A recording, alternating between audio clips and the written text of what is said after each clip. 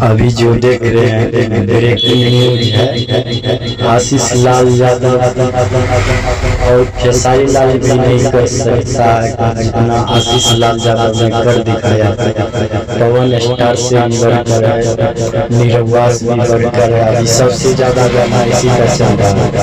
और इसके हम बता देते हैं आशीष लाल यादव कहाँ आ रहे हैं। इसके गांव में एक लड़की को सांप काट लिया तो आशीष भी आए अभी जाइए